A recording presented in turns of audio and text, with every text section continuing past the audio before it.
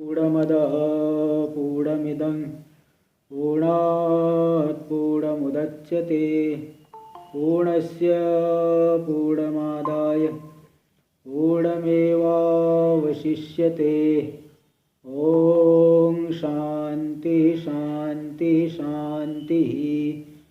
शङ्करं शङ्कराचार्यं केशवं बादरायणं सूत्रभाष्य कृतौ वन्दे भगवन्तौ पुनः पुनः। ईश्वरो गुरुरात्मेति मूर्तिभेदविभागिने व्योमवद्व्याप्तदेहाय दक्षिणामूर्तये नमः। ॐ शान्ति शान्ति शान्तिः। वेदांत के प्रकरण ग्रंथ विवेक चूड़ामणि पर हम लोग विचार कर रहे हैं। इसका श्लोक नंबर 287, पेज नंबर 166, यहाँ पे हम लोग इसको आरंभ किए थे। तो यहाँ ये बताया गया इसकी पूर्व में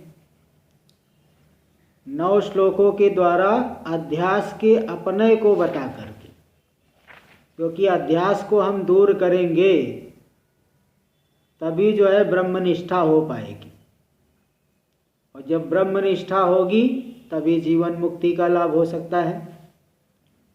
बिना ब्रह्मनिष्ठा के जीवन मुक्ति का लाभ नहीं। जैसे जगत निष्ठा, जगत के पदार्थों को सत्य मान के व्यवहार करना, इससे क्या मिलता है? इससे दुख मिलता है, क्षणिक सुख मिलता है, क्षणिक दुख। सुख दुख है, सुख भी दुख ही है एक तरह से, क्षणिक होने की वजह से। ऐसे ही आत्मनिष्ठा का फल क्या है? आत्मनिष्ठा का फल है जीवन मुक्ति लाभ, है ना। जीवन मुक्ति, जीते जीते मुक्ति का अनुभव करेगा। लेकिन उस आत्मनिष्ठा की प्राप्ति के लिए अनात्म भ्रांति, अध्यास को दूर करना ही पड़ेगा। इन सब बातों को बताया गया। तो इसीलिए श्लोक का उच्चारण तो हम लोग कर लिए थे। हाँ, तो अब ये यहाँ ये बता रहे हैं कि आत्मनाश का हेतु जो विस्मरण, आत्मा का सदा जो है आत्मा में ही चिंतन, हमारी जो है बुद्धि वृत्ति लगी रहे, उसका विस्मरण ना होने पाए, है ना। नहीं तो फिर बहुत अनर्थ हो जाएगा, नहीं तो अध्यास दूर ही नहीं होगा। इसलिए श्लोक आया, निद्राया लोकवार्ताया शब्दादेरपि विस्मृति क्वचित नावसरम दत्वा चिंतयात्मानम आत्मनि।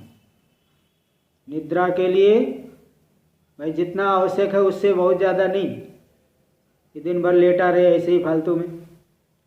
निद्रा के लिए लोक वार्ता, संसार की बातों को इधर उधर का जो है चर्चा करना, और शब्दादि विषय, इनका जो है इनमें विषय भोग में लगे, इनके द्वारा प्राप्त हो रही जो विस्मृति यानी आत्मा का विस्मरण, स्वरूप का विस्मरण, उसके लिए अवसर नहीं दे करके अंतःकरण में सदा आत्मा का ही चिंतन करते रहना चाहिए।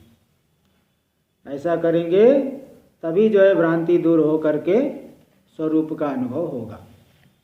टीका में देखिए, निद्राया पंचमी, निद्राया पंचमी विभक्ति है, यानी निद्रा से ज़्यादा सोने लगेंगे तो फिर जो है आत्माकार वृत्ति बनेगी नहीं। इसलिए निद्रा से जो विस्मरण प्राप्त हो रहा है, एवं लोकवार्ताया, लोकवार्ता सांसारिक विषयों का परस्पर कथन, ये नेता आ रहा, वो नेता आ रहा है, यहाँ ऐसा हो रहा है, वहाँ ऐसा हो रहा है। शब्दादेरपि विषयात्, शब्दादि जो विषय है इनसे भी, प्रसज्यमाना या विस्मृति, इनसे प्राप्त होने वाली जो विस्मृति है, विस्मरण है। किसका विस्मरण? आत्मविस्मरणम, स्वरूप का विस्मरण। तस्या, उसके लिए, क्वचित कदाचित अपि, कभी भी, अवसरम अवकाशम अदत्वा, कभी भी अवसर नहीं दे करके, अवकाश नहीं दे करके, आत्मानं परम स्वरूपम, अपना जो हमारा परम स्वरूप है, आत्मा है, उसी को आत्मनि यानी बुद्धौ चिंतय, अपनी बुद्धि में सतत चिंतन करते रहना, सतत उसका जो है स्वरूप का कि जो सच्चिदानंद रूप है, इसमें जो है सांसारिकता कैसे मालूम पड़ रही है, उसका सतत निवारण करने का प्रयत्न करते हुए आत्मा का ही चिंतन करें। उक्तम ही, क्योंकि अन्यत्र भी कहा गया है, योग वासिष्ठ में श्लोक आता है, दद्यात् नावसरम किंचित कामादीनां मनागपि, यादा, और आधा है आसुप्तेरामृते कालम नयेद वेदांत चिंतया। काम, क्रोध, लोभ, मोह, इन सभी दुर्गुणों को जरा सा भी अवसर नहीं देते हो, बिल्कुल अवसर नहीं देते। जरा सा लापरवाही प्रमाद करने से काम, क्रोध, लोभ, मोह, जैसे देखिए, जब आपको मालूम है कि इन विषयों में कोई सार नहीं है, तो आपके अंदर कामना नहीं उत्पन्न होगी। लेकिन जैसे ही थोड़ा सा सावधान हुए, रजोगुण बढ़ा, विषयों में रमणीयत्व तो बुद्धि हो जाती है, बड़ा अच्छा है, इससे मिल जाए तो मैं सुखी हो जाऊं, यह उनके लिए अवसर देना हुआ। विषयों के लिए अवसर यही देना हुआ कि जो इच्छा आदि की थोड़ा सा जो है स्वरूप से विच्युत हुए, उन्हीं का चिंतन करने लगे। तो बोले कामादीनां मनागपि, थोड़ा सा, मना के नहीं, थोड़ा सा भी अवसर नहीं देना चाहिए। दद्यात् नावसरम, अवसर न दे।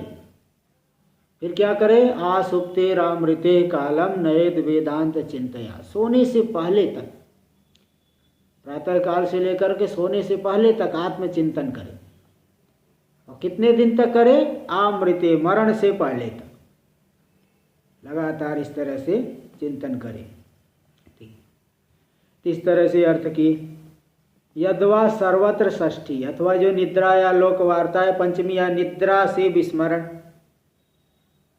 या पंचमी की जगह षष्ठी। जैसे राजा से मैंने पुरस्कार प्राप्त किया, और राजा का पुत्र, राजा का पुत्र षष्ठी यानी संबंध, राजा का पुत्र, और राजा से, तो ये पंचमी में राजा से ऐसा आता है। हरिद्वार से मैं आया, हरिद्वार पंचमी करना पड़ेगा। तो यहाँ पे पंचमी की जगह षष्ठी भी अर्थ ले सकते हैं, क्योंकि पंचमी षष्ठी में समान रूप बनता है। यद्वा सर्वत्र षष्ठी, निद्राया लोकवार्ताया शब्दादेरपि, इनसे संबंधित जो विस्मरण प्राप्त हो रहा है, इन्हीं के माध्यम से। देखो, सर्वत्र निद्राया लोकवार्ताया शब्दादेह विस्मृतेरपि, अच्छा विस्मृति, अच्छा इनके नहीं मतलब ये लेना, निद्रा से, निद्रा के लिए अवसर नहीं दे करके, लोकवार्ता के लिए भी अवसर नहीं दे करके, शब्दादि को अवसर नहीं दे करके, विस्मरण को भी अवसर नहीं देकर। यहाँ विस्मरण इस षष्ठी वाले पक्ष में विस्मरण को अलग ले लेना। निद्रा को अवसर नहीं दे करके, लोकवार्ता को, शब्दादि और विस्मरण, तो न तो बहुत ज़्यादा सोए, ये लोकवार्ता न करे, शब्दादि विषयों का चिंतन न करे, और विस्मरण, आत्मा का विस्मरण, इन सभी को अवसर नहीं देते हुए अपने अंतःकरण में सदा आत्मचिंतन करे। इस तरह से षष्ठी पक्ष में विस्मरण एक और जुड़ गया।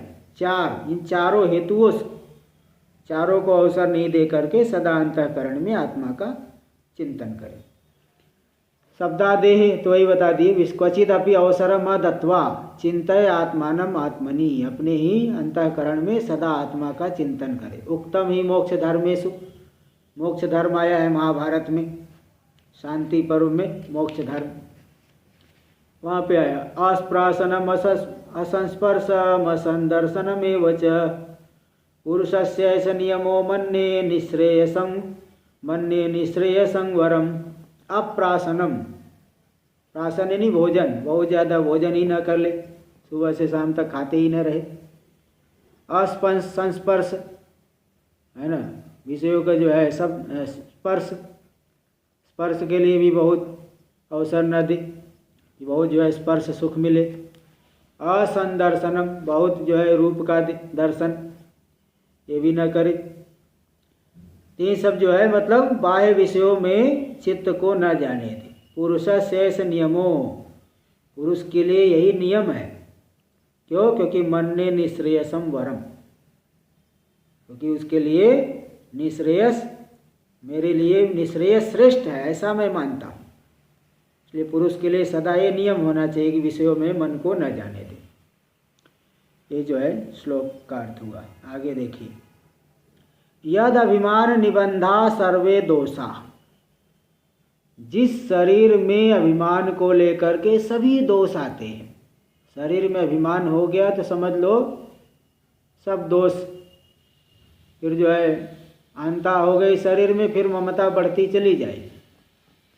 इसलिए कई बार महात्मा लोग, पुराने महात्मा लोग नए महात्माओं को चेतावनी देते हैं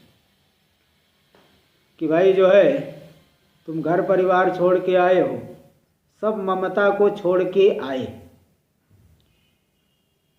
अब इस शरीर से अहंता को भी तोड़ देना है, क्योंकि अगर शरीर से अहंता को नहीं तोड़ोगे और भी ममता बढ़ती चली जाएगी। एक घर छोड़ के आए हो, 10 आश्रम बना लोगे। 2 लड़के ना हो, वो छोड़ के आए हो, यहाँ सैकड़ों शिष्य बना लोगे, न जाने कितने शिष्य बना लोगे।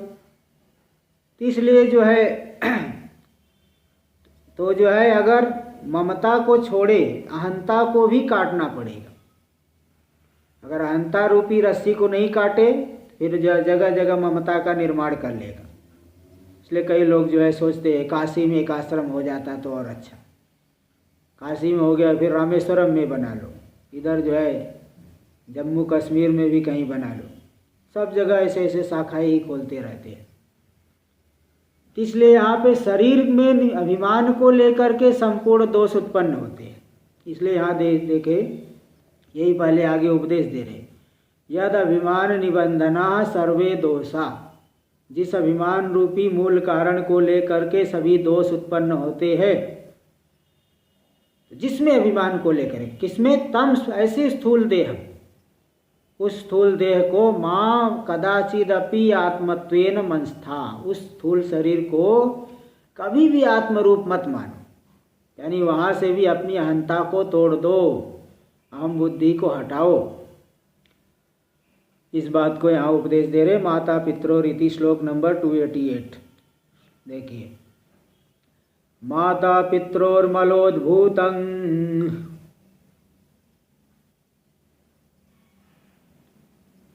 मलमांसमयं वपुः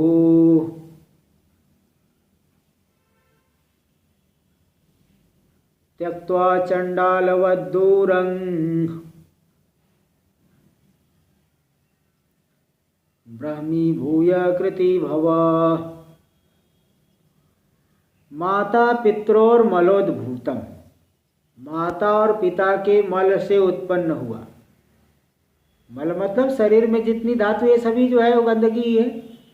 शरीर के अंदर चाहे कोई भी चीज हो, 7 धातुओं में लोम लोहित मांस अस्थि मज्जा स्नायु वीर्य रजवीर्य, किसी से भी अगर आपका स्पर्श हो गया, शरीर के भीतर कोई थूक निकाल के कोई हाथ लग गया तो फिर धोना पड़ेगा। हड्डी भी अगर मरे हुए मनुष्य की हड्डी छू जाए तो भी जो है गीली हड्डी है तो स्नान करना पड़ेगा। ऐसा एक मनुस्मृति में है, नारं स्पृष्ट्वा सस्नेहम स्नात्वा विप्रो विशुद्ध्यति आचम्यैव तुनिस्नेहम गाम आलभ्य अर्कमीक्षमे। अच्छा, तो यहाँ बता रहे मात्रा पित्रोर मलोद्भूतम, माता और पिता के जो रजवीर। हाँ जी बोलिए। अब श्लोक बोल रहे थे बीच में। अच्छा, श्लोक भी नहीं हो पाया? नहीं, वो श्लोक तो आप कुछ और श्लोक बोल रहे थे, दूसरा कोई। हाँ वो बता रहा हूँ ना वही। तो नारं स्पृष्ट्वा सस्नेहम स्नात्वा विप्रो विशुद्ध्यति, वहाँ आया है नारं स्पृष्ट्वा, नार यानी मर मनुष्य की हड्डी को छू करके, सस्नेहम जो गीली हड्डी है, कोई मनुष्य मर गया उसकी गीली हड्डी पड़ी है रास्ते में, तो आप बताए उसको स्पर्श करने पर स्नात्वा विप्रो विशुद्ध्यति, स्नान करके ही वो विशुद्ध होता है। स्नान नहीं करेगा तब, क्योंकि गीली हड्डी है तो उसको छू गए तो स्नान करना पड़ेगा। और आचम्य व तो निस्नेह, अब अगर सूखी हड्डी है उसमें कोई जो है गीलापन नहीं है तो आचमन करना पड़ेगा, अथवा सूर्य का दर्शन करो, अथवा गाय को गौ माता का स्पर्श करो। तब जाके शुद्ध होंगे, ऐसा है। तो बताओ, जो इतना ऐसा सूखी हड्डी छूने पर भी ऐसा हो रहा है, और शरीर के भीतर जो 7 धातु है सभी के सभी जो है, किसी का स्पर्श होने पर हमको स्नान करना पड़ता है, हाथ धोना पड़ता है। इसलिए जो रजवीर्य है, जिनसे हम लोगों की शरीर की उत्पत्ति होती है, उसको भी मल रूप कह दिए कि भाई वो भी अशुचि है, अपवित्र है। तो माता और पिता के मल मतलब वो जो रजवीर्य, उससे उत्पन्न हुआ है जो वपु यानी शरीर। यह शरीर भी कैसा, कोई अत्यंत पवित्र नहीं, मल मांसमयम वपु, मल और मांस से भरा हुआ, अस्थि मज्जा नाड़ी स्नायु इन सब से भरा हुआ है जो शरीर है। इस अत्यंत अपवित्र शरीर में क्यों मैं बुद्धि कर रहे हो? त्यक्त्वा चंडालवत दूरम, चंडाल के समान, जैसे चंडाल को दूर से ही, उससे दूर ही रहते हैं, क्योंकि वो अत्यंत अशुद्ध है, जन्म से भी अशुद्ध है। चंडाल कोई जो है ब्राह्मण कन्या में शूद्र पुरुष से पुत्र हुआ तो चंडाल होता है। तो जन्म से ही एकदम शास्त्र में एकदम वर्ण सबसे नीचा बता दिए, जन्म से ही वो अत्यंत अपवित्र है, और व्यवहार से भी, क्योंकि वही मांस आदि का वो काम करता है उसका। तो जन्म से लेकर के और व्यवहार को लेकर के दोनों तरह से जो अशुद्ध है। तो ऐसे चंडाल से जैसे हम लोग दूर रहते हैं, इसी प्रकार इस शरीर की भी उत्पत्ति का स्थान, उत्पत्ति का जो कारण है रजवीर्य, वह भी अत्यंत अशुद्ध है, और दूसरी बात मल मांस से भरा हुआ भी है। इसलिए इसमें दूर से ही, यानी अभिमान को पूरी तरह से छोड़ करके ब्रह्मी भूय, ब्रह्म रूपता का अनुभव करके कृति भव, कृत कृत्य हो जाओ। सभी जो है अगर ऐसा कर लिए तो कृत कृत्य हो गए, सब जो है कर्तव्य आपने कर लिया, अब कुछ करना बाकी नहीं रहा, जो कुछ प्राप्त करना था सब प्राप्त कर लिया। टीका में देखिए, माता पित्रोर मलोद्भूतम, माता और पिता के मल यानी शुक्र शोणित जन्यम, शुक्ल दे दिया, शुक्र होना चाहिए, शुक्र शोणित जन्यम, शुक्र और शोणित, शोणित स्त्री में और शुक्र यानी वीर्य पुरुष में, शुक्ल की जगह शुक्र कर लीजिए, शुक्र।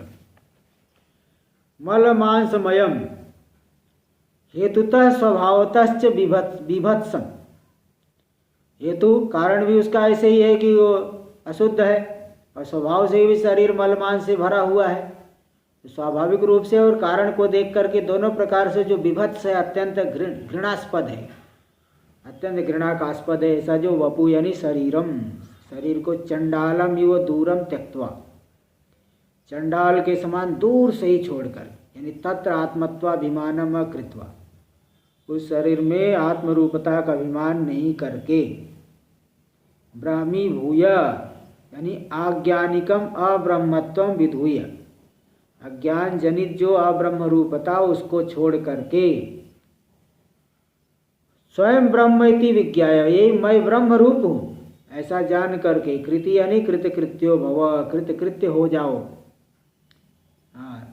कृति यानी धीमान, अथवा वास्तव में बुद्धिमान हो जाओ।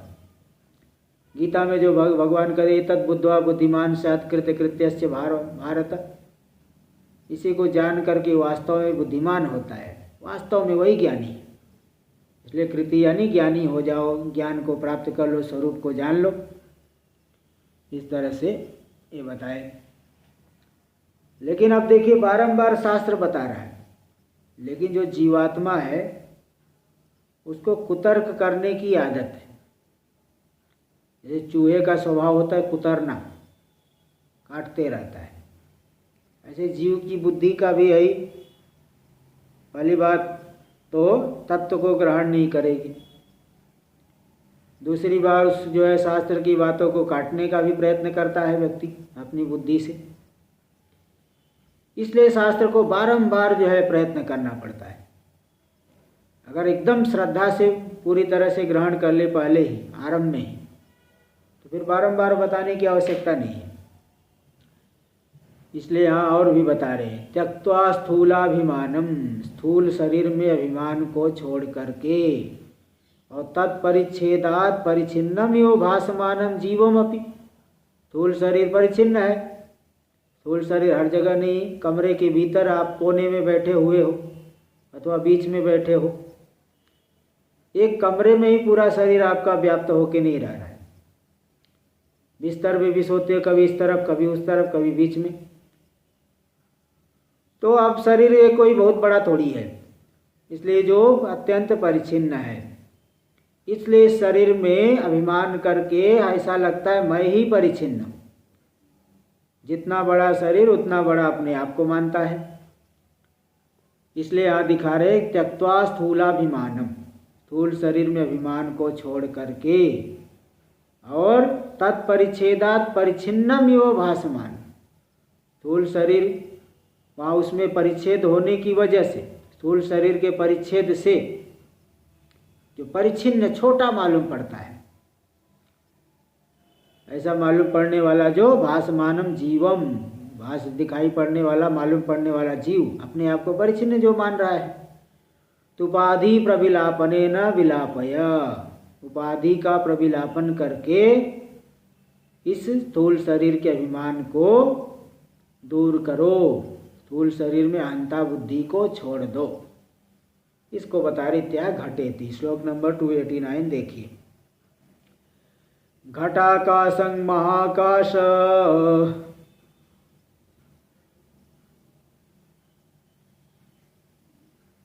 इवात्मानं परात्मनि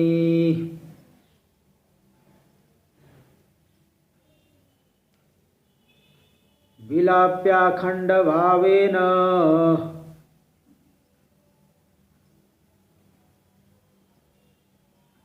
तूष्णीं भव सदा मुने। घटाकाशं महाकाशे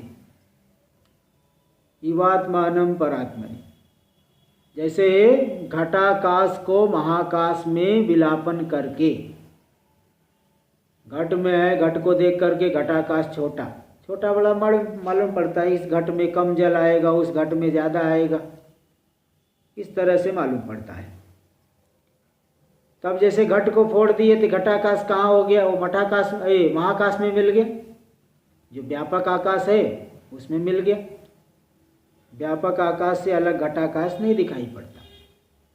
तो जैसे घट को फोड़ देने से घटाकाश महाकाश में दिखता है, अलग से नहीं दिखाई पड़ता, उसमें विलीन हो गया ऐसा मालूम पड़ता है। वास्तव में क्या विलीन होना, उपाधि के से हमारी बुद्धि में अलग मालूम पड़ रहा था। घट रहते रहते भी अगर घट की तरफ ध्यान न दो तो आकाश तो आकाश ही है। इसलिए ब्रह्म सूत्र में एक सूत्र भी आया है, वहाँ पूर्व पक्षी ने शंका किया कि चलो मानते हैं कि आत्मा निर्विशेष है, लेकिन उपाधि को लेकर के सविशेष हो जाएगा। आत्मा एक है लेकिन उपाधि को लेकर के अनेक हो जाएगा।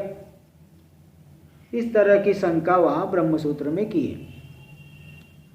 तो उसका समाधान देने के लिए एक सूत्र है, न स्थानतोपि परस्य उभय लिंगम सर्वत्र ही।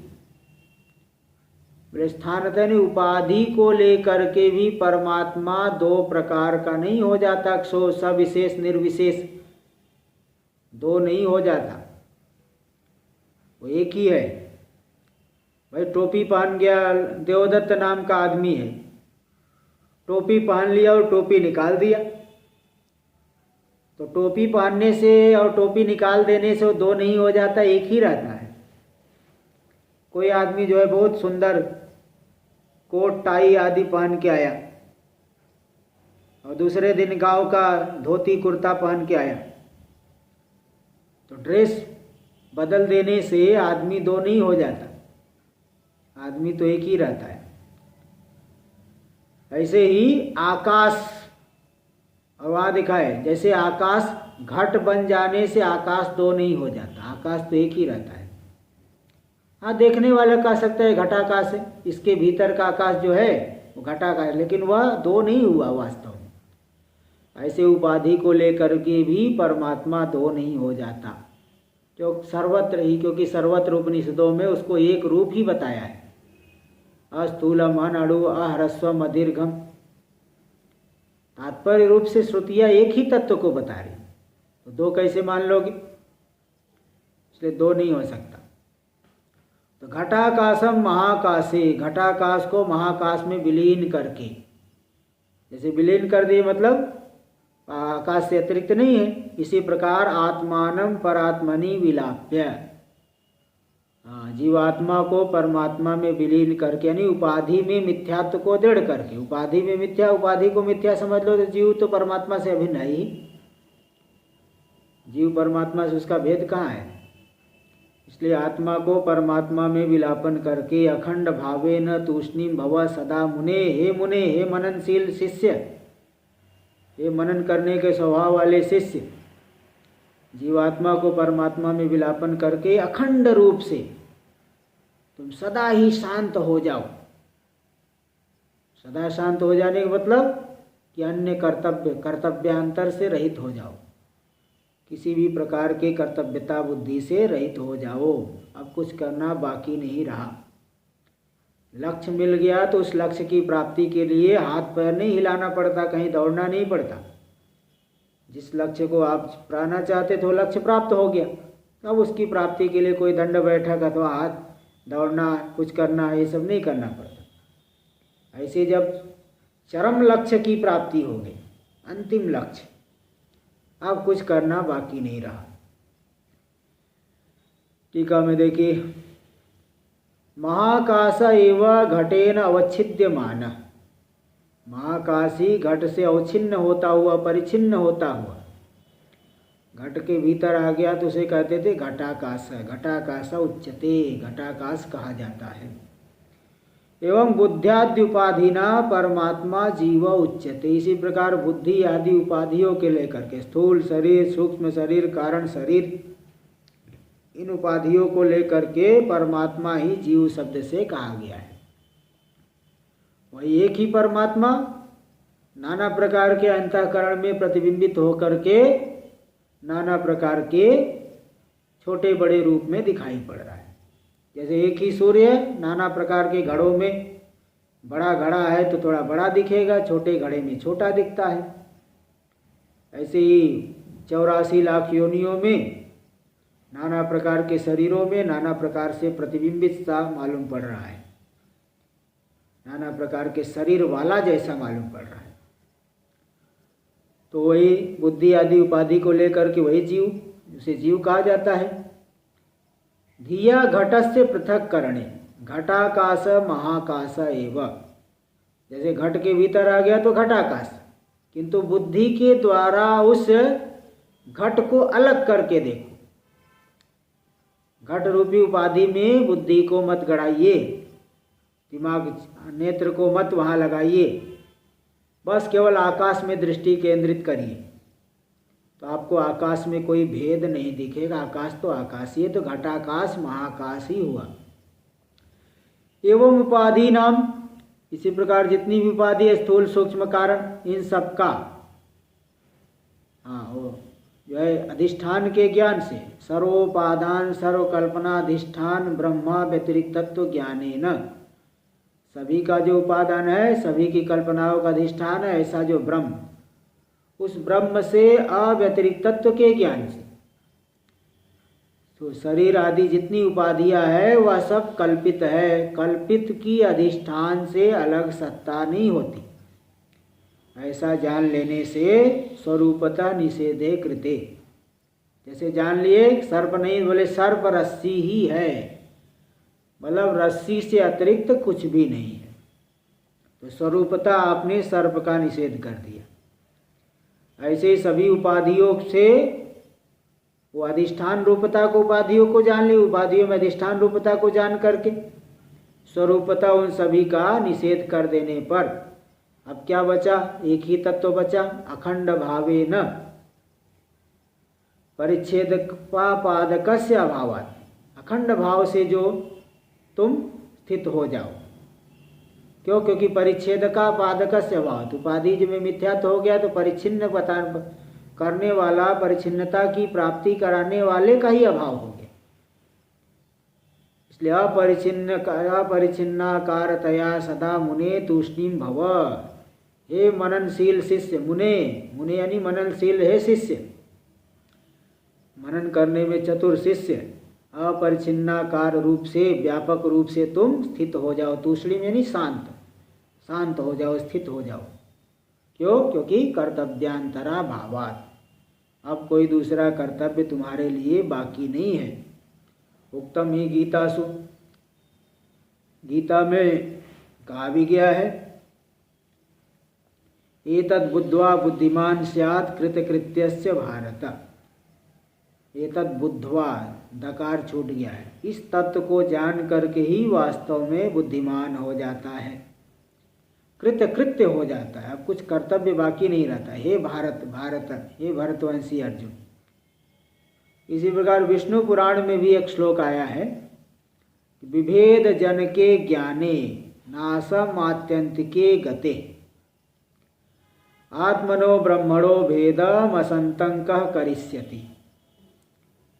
विभेद का जनक था अज्ञान, जीव और परमात्मा में भिन्नता को दिखलाने वाला था अज्ञान। उस अज्ञान के नासम आत्यंतिकम गति, आत्यंतिक रूप से नाश हो जाने पर, आत्मनो ब्रह्मणो भेदम, तो आत्मा और ब्रह्म का जो भेद है वास्तव में वो है ही नहीं। असंतम कह करिष्यति, जो है ही नहीं उसको कहाँ से तुम पैदा कर लोगे। विभेद का जनक था अज्ञान, अज्ञान से भिन्न मालूम पड़ रहा था। जब आत्यंतिक रूप से उस अज्ञान का नाश हो गया ज्ञान के द्वारा, तो जो आत्मा और ब्रह्म का भेद है ही नहीं उसको कौन कर पाएगा? कोई नहीं कर सकता। ऐसा वहाँ पे विष्णु पुराण में दिखाए है। इसलिए अब जो है वास्तव में बुद्धिमान हो गया, कृतकृत्य हो गया, अब कुछ करना बाकी नहीं रहा। अब इस पर कुछ लोग शंका करते हैं कि देखिए जो पूरा संसार है ये तो ईश्वर का शरीर है, और संसार की निंदा कर रहे तो ईश्वर की ही निंदा हो गई। भाई कोई आदमी अगर ईश्वर की निंदा करे तो उसे नास्तिक कहा जाता है, तो नास्तिक है। ईश्वर, जिस परमात्मा ने ईश्वर ने बनाया उसकी निंदा कर रहे, बताओ। भाई गुरु के शरीर की तिरस्कार करे, गुरु का ही तिरस्कार माना जाता है। ऐसे पूरा का पूरा संसार जो है परमात्मा का ही शरीर है, इसलिए उस संसार की निंदा करोगे तो परमात्मा की निंदा है। तुम कैसे आस्तिक हो? बताओ, परमात्मा के शरीर की निंदा कर रहे हो। चलो ठीक है, ईश्वर का शरीर सत्य है, तो उसी समष्टि का अंश है व्यष्टि, जीव शरीर, इसलिए उसकी भी निंदा मत करो। फिर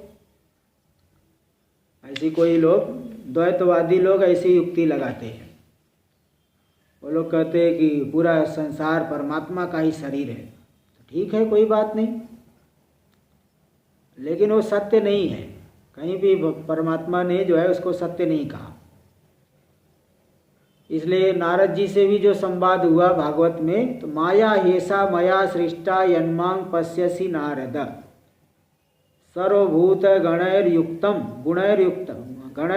गुणैर्युक्तम न माम द्रष्टुम इहारसि। उन्होंने कह दिया कि माया हेसा मया सृष्टा यन्माम पश्यसि, हे नारद, जो तुम मेरा शरीर देख रहे हो ना, बस वह तो माया है, माया। वास्तव में नहीं, वो तो माया है, वो तो मेरी माया है। और मुझे तो तुम जो है इन आँखों से देख ही नहीं सकते, मुझे देखने के लिए ज्ञान नेत्र चाहिए। इस तरह से वहाँ पे ईश्वर ने स्वयं अपने शरीर को मिथ्या माया कहा है। ये पूरा का पूरा संसार माया है, माया का कार्य। इसलिए माया के कार्यों की निंदा करना कोई गलत नहीं है। तात्विक दृष्टि से निंदा की जा रही है। कोई व्यक्ति भक्ति कर रहा है तो उसके लिए नहीं कहा जा रहा है। भक्ति में दुराग्रह है तो भाई चलो ठीक है, भक्ति करो, तुम वहाँ पे वहीं पे चित्त में एकाग्रता की प्राप्ति करो भक्ति करके। तात्विक दृष्टि से देखा जाए तो संसार की निंदा करनी ही पड़ेगी। इसलिए देखिए अगले श्लोक में स्वप्रकाशमधिष्ठानं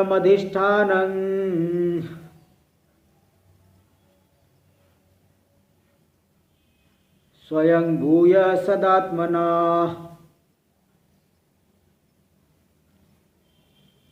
ब्रह्मांडमपि पिंडांडं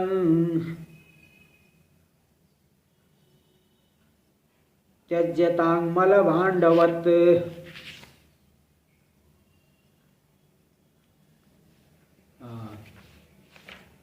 स्वप्रकाशम अधिष्ठानम, जो संसार कल्पना का अधिष्ठान है, स्वयं प्रकाश आत्मा। स्वयं भूय, स्वयं तुम जो है उस तद्रूपता का अनुभव करके, उस तद्रूपता का अनुभव करके सदात्मना, सदरूप हो करके, सदरूप से ब्रह्मांडम अपि पिंडांडम, जब सदरूप में निष्ठा हो गई तो ब्रह्मांड और पिंडांड दोनों को ही त्याग दो, दोनों में ही तुच्छत्व बुद्धि करो, चाहे समष्टि हो चाहे व्यष्टि, दोनों को ही छोड़ दो। सदरूप से अपने आप को जानो और ब्रह्मांड और पिंडांड, ब्रह्मांड यानी पूरा समष्टि और पिंडांड यानी व्यष्टि शरीर आदि, इन सबको त्याग दो, यानी इन सब में मिथ्यात्व बुद्धि करो। मल भांडवत, जैसे मल से भरा हुआ भांड पात्र, चाहे छोटा हो चाहे बड़ा हो, उन सबको छोड़ दिया जाता है। इसलिए समष्टि व्यष्टि को सबको छोड़ो और सद्रूपता का अनुभव करो। स्वयं प्रकाश अधिष्ठान को जो है उसी में अहम बुद्धि करो। टीका में देखिए, स्वप्रकाशम, स्वप्रकाशम चिद रूपतया स्वतः सिद्धम, जो चैतन्य रूप होने से सबके प्रकाशक रूप से सिद्ध है, सबको जानने वाला। अधिष्ठानम, अधिष्ठान यानी सर्वकल्पना नाम माया विद्योश्च कल्पनाधिष्ठानम, संपूर्ण कल्पनाओं का, माया और अविद्या इन दोनों ही कल्पनाओं का जो अधिष्ठान है। स्वयं भूत्वा सदात्मना, तो उस सदरूप से स्वयं होकर के ब्रह्मांडम, ब्रह्मांड का 14 भुवनात्मकम, 14 भुवन, भूर्भुव स्वः महाजन तपः सत्यम, ऊपर के 7 लोग, और नीचे अतल वितल सुतल तलातल रसातल महातल पाताल, नीचे के 7। तो 14 जो भुवन है, 14 जो लोक हो गए, ऊपर के 7 नीचे के 7, ये हो गया ब्रह्मांड। इनमें सत्यत्व बुद्धि मत करो। और पिंडांडम व्यष्टि शरीर, स्वशरीरम अपि, जो पिंड है स्वशरीर, उसको भी छोड़ दो, इसमें भी सत्यत्व बुद्धि को हटाओ। मल भांडवत, मल पूर्ण घटवत त्यजताम, जैसे मल से भरा हुआ घट, उसको छोड़ देते, दूर से ही देखते ही नहीं, त्याग दो। नैव स्मर्यताम, उसको स्मरण ही मत करो, बिल्कुल स्मरण मत करो, क्योंकि कहा भी गया अन्यत्र अधिष्ठानावशेषो ही नासः कल्पित वस्तु न इति प्रमाणात्। ये वार्तिक में आता है, बृहदारण्यक वार्तिक, कि कल्पित वस्तु का नाश क्या है। भाई आपने अधिष्ठान को जाना, कहीं कुछ दिख रहा है भ्रांति से, तो आपने उसकी गवेषणा की, खोजा, तो आपको अधिष्ठान मिल गया। जो कल्पित, चाहे रजत हो, चाहे सर्प हो, चाहे मरुभूमि का जल हो, तो कल्पित वस्तु का नाश हो गया, ऐसा कहते हैं। नाश होने का क्या मतलब? मरा हुआ सर्प मिलेगा या रजत का छोटा सा टुकड़ा मिलेगा? बोले नहीं, केवल अधिष्ठान रह जाना यही कल्पित वस्तु का नाश है। ऐसे पूरा का पूरा जगत कल्पित है, इसमें मिथ्यात्व बुद्धि कर दिए तो केवल अधिष्ठान मात्र शेष रहा, केवल आत्मा ही बचा, यही है कल्पित वस्तु का नाश। इसलिए उस सब में मिथ्यात्व बुद्धि कर लेना। सदात्मना त्यागो नमः, सद रूप से त्याग दो, यानी सद से अतिरिक्त नहीं है। तो त्याग मतलब नास्तित्वापादनम एवं, है ही नहीं, इसकी अपनी सत्ता नहीं, स्फूर्ति नहीं, इसलिए यह है ही नहीं। इस तरह से सदरूप से उसको छोड़ दो। यह हुआ श्लोक नंबर 291 देखिए श्लोक पहले। चिदात्मनि सदानंदे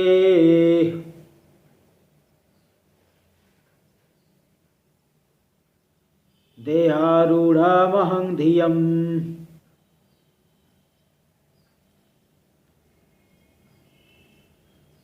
निवेश्य लिंगमुत्सृज्य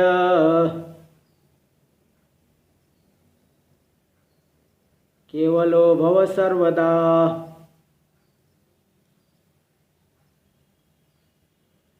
चिदात्मनि सदानंदे, जो चिदात्मा है, चैतन्य रूप है, चैतन्य जिसका स्वरूप है, सदानंदे जो सदा आनंद रूप है, जिसमें दुख का कोई लेस भी नहीं, तो जो है उसी तत्व में अहम बुद्धि करो। तो देहारूढ़ाम अहम धियम, देहारूढ़ाम शरीर में आरूढ़ जो अहम बुद्धि है, उस अहम बुद्धि को शरीर से हटा करके उस चिदात्मा में लगा दो। मैं यही हूँ, मैं व्यापक हूँ, आत्मा रूप हूँ, साक्षी हूँ, इन सबको जानने वाला, इसलिए वहाँ से हटाओ। इसके लिए प्रयत्न कर। जैसे पिशाच कहीं लग गया है तो पिशाच जल्दी छोड़ता नहीं। किसी की शरीर में प्रेत बाधा हो गई, प्रेत आरूढ़ हो गया, वो छोड़ता नहीं। उसको छुड़ाने के लिए बहुत प्रयत्न करते हैं, नाना प्रकार के उपाय करते हैं। ऐसे ही ये जो हमारा अहंकार है शरीर में आरूढ़ हो गया है, उसको वहाँ से हटा करके कहाँ अहंता करनी? चिदात्मा सदानंद रूप आत्मा में करना है। इसलिए वहाँ निवेश्य, वहाँ पे निवेश करके लगा करके हम बुद्धि चिदात्मा में करो। और लिंगम उत्सृज्य, लिंग यानी सूक्ष्म शरीर को छोड़ करके बुद्धि आदि में जो तादात्म्य अभिमान है, अभिमान होने से बुद्धि के गुणों को आत्मा में आरोपित करता, मैं भोगता, ये सब नाना सांसारिक धर्मों को मानता है। तो उसको मैंने स्थूल सूक्ष्म शरीर को भी छोड़ करके, स्थूल शरीर से भी अहंता को हटा लिए, सूक्ष्म शरीर से भी अहंता को हटा लिए, ज्ञान के द्वारा ज्ञान नष्ट हो गया, तो केवलो भव सर्वदा, केवल आत्मरूप रह गया। 3 प्रकार के भेद से रहित केवल आत्मा, आत्मरूप हो जाओ, मतलब आत्मरूपता का अनुभव करो। यहाँ लिंगम का अर्थ सूक्ष्म शरीर लिया गया है, टीका में भी लेंगे। दूसरा अर्थ भी हो सकते हैं, या लिंग को छोड़ करके मतलब वर्णाश्रम आदि का जो चिन्ह है, जैसे ब्रह्मचारी है अलग प्रकार के चिन्ह धारण करेंगे, यज्ञोपवीत, चोटी, और जो वेदाध्ययन करते समय जो जिस प्रकार के वस्त्र, उस तरह के क्रियाकलाप करेंगे। गृहस्थ का अलग है, गृहस्थ मूछ आदि रखना, ये सब वर्णाश्रम चिन्ह, अग्निहोत्र आदि करना। वानप्रस्थ का जो लिंग है, चिन्ह है, वन में रहेगा, तपस्या करेंगे। और सन्यासी का भी जो चिन्ह है, तो बोले इन सब को छोड़ करके, इन सब में तादात्म्य बुद्धि को हटा करके तो केवल आत्मरूप हो जाओ, आत्मरूपता का अनुभव करो। तो लिंग शब्द का अर्थ वर्णाश्रम आदि का जो चिन्ह है, उन सब में अभिमान को छोड़ करके, एक अर्थ भी हो सकता है, लेकिन यहाँ टीकाकार ने तो सीधे सूक्ष्म शरीर ही अर्थ ले लिया है। टीका में देखिए, चिदात्मनि इति देहारूढ़म अहम धियम, देह में आरूढ़ जो अहम बुद्धि, अहम इति मतिम, मैं ऐसी जो मति है, उस मति को सदानंदे चिदात्मनि स्वयं प्रकाश नित्यानंद स्वरूपे परमात्मनि निवेशय, निवेश्य आधाय, सदानंद जो है चिदात्मा स्वयं प्रकाश नित्यानंद स्वरूप परमात्मा में उस अहम बुद्धि को लगा करके, आधाय आधान करके, वहाँ पे अहम बुद्धि को उत्पन्न करके साधना करते करते उसकी अहंता जो है व्यापक परमात्मा में हो जाएगी। तो लिंगम सूक्ष्म शरीरम उत्सृज्य, सूक्ष्म शरीर को छोड़ करके, वहाँ पे सत्यत्व बुद्धि को हटा करके, तादात्म्य अभिमान को छोड़ करके, तादात्म्येन अनभिमत्य, तादात्म्य रूप से अभिमान नहीं करके, सर्वदा केवलो भव यानी असंगो भव, असंग हो जाओ, किसी भी प्रकार के संबंध से रहित परमहंस रूपता का अनुभव करो। सजाति विजाति स्वगत भेद रहितो वा भव, अथवा यहाँ केवलो भव का असंगो भव एक अर्थ किए, दूसरा अर्थ करे 3 प्रकार के भेदों से रहित हो जाओ, यही केवलो भव का अर्थ हो गया। भेदस्य अज्ञानिकत्वात् परमात्मा हमिति ज्ञाने, भेद तो अज्ञान से है, इसलिए परमात्मा हमिति ज्ञाने, मैं परमात्मा रूप ऐसा जान लिया तो तस्य नाशात्, उस भेद का नाश हो गया। परमात्मा के अज्ञान से भेद दिख रहा है, परमात्मा को जान लिए तो भेद दिखेगा ही नहीं।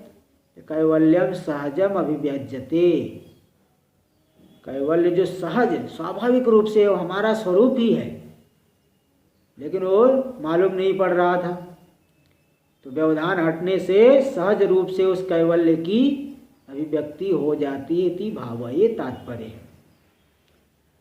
आगे भी देखिए और भी बता रहे इसी विषय में। 292 श्लोक। यत्र एष जगदाभासः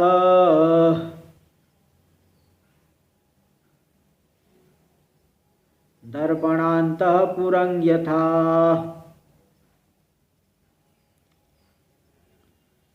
तद्ब्रह्माहमिति ज्ञात्वा कृतकृत्यो भविष्यसि।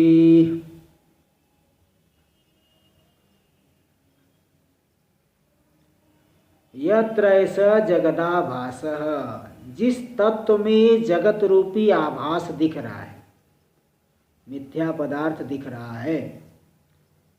दर्प यथा दर्पणान्तः पुरं, जैसे दर्पण के भीतर पूरे यानी नगर दिख, वर्तमान तो नहीं है तो भी दिखाई पड़ता है। विचार करो तो दर्पण से अतिरिक्त कुछ है ही नहीं, केवल एक प्रतिबिंब पड़ गया। इसी प्रकार जहाँ पे पूरा जगत दिख रहा है वही अधिष्ठान, तो तद ब्रह्मा, हम उसी अधिष्ठान को, वही जो ब्रह्म है उसी को मैं ऐसा करके जान करके, वही मैं हूँ ऐसा जान करके कृतकृत्यो भविष्यसि, कृतकृत्य हो जाओगे, कोई कर्तव्य बाकी नहीं रहेगा, है ना। कोई जो है भोग की प्राप्ति करना अब बाकी नहीं रहेगी, कुछ करना बाकी नहीं, कुछ भोगना बाकी नहीं। इस विषय में थोड़ा सा अष्टावक्र गीता में शंका समाधान आया है कि देखिए दर्पण तो क्या होता है कि छोटा होता है, और आत्मा, ये जगत तो बहुत बड़ा है। दर्पण परिच्छिन्न होता है, क्या आत्मा भी परिच्छिन्न है? तो हाँ, ये बताए कि यहाँ कहने का तात्पर्य है कि जैसे दर्पण के भीतर दिख रहा प्रतिबिंब, वो दर्पण के बीच में दिखता है, साइड में भी दर्पण है, इस तरफ भी दर्पण है, और बीच में थोड़ा सा वो दिख रहा है। ये यानी प्रतिबिंब से अतिरिक्त भी दर्पण है, और जो दिख रहा है वह भी दर्पण ही दिख रहा है, अलग से नहीं दिख रहा है। थोड़ा वो प्रतिबिंब जो है परछाई पड़ रही है, तो दर्पण से अतिरिक्त नहीं है। ऐसे ही जहाँ जगत है वहाँ भी परमात्मा है, और जगत के बाहर भी परमात्मा व्यापक है। वही परमात्मा ही अज्ञान से जगत रूप से दिखाई पड़ रहा है। तो जब अज्ञान हटेगा तो हम जान लेंगे कि नहीं, ये जगत नहीं है। जैसे यहाँ पे विचार करके देख लिया अग्नि, वास्तव में उसके भीतर नगर आ नहीं सकता। दर्पण के भीतर नगर कहाँ से आएगा? इतना बड़ा नगर दर्पण के भीतर कैसे आएगा? तो जैसे वहाँ नहीं हो करके भी दिखाई पड़ रहा था, इसी प्रकार जिस अधिष्ठान तत्व में यह जगत दिखाई पड़ रहा है, उसी अधिष्ठान को मैं, वही ब्रह्म मैं हूँ ऐसा जान करके कृतकृत्य हो जाता है। टीका में देखिए, यत्रेति स्वच्छे अच्छिद्रे दर्पणे, स्वच्छ जो बिल्कुल छिद्र से रहित दर्पण है, उसके अंतः, उसके भीतर, यथापुरम जैसे नगर दिखता है, जन गिरी नदी प्रासाद आदि रूपम, लोक समुदाय दिख रहा है, गिरी यानी पर्वत, नदी, प्रासाद यानी महल आदि से और भी बहुत कुछ ले लीजिए, बड़ी बड़ी बिल्डिंगें दिख रही है। तो जन गिरी नदी प्रासाद आदि रूपम पुरम, ऐसा जो नगर प्रतिफलित, उसमें प्रतिफलित हो रहा है, प्रतिबिंबित हो रहा है, अंतरावर्तमानम अपि दृश्यते, उसके भीतर वर्तमान नहीं है, नहीं तो भी दिख रहा है। ठीक ऐसे ही तथा यत्र ब्रह्मणि येष जगदाभास, इसी प्रकार जिस ब्रह्म में यह जगत रूपी आभास यानी मिथ्याभूतम जगत भाति, मिथ्या स्वरूप यह जगत दिखाई पड़ता है, अज्ञान से दिख रहा है।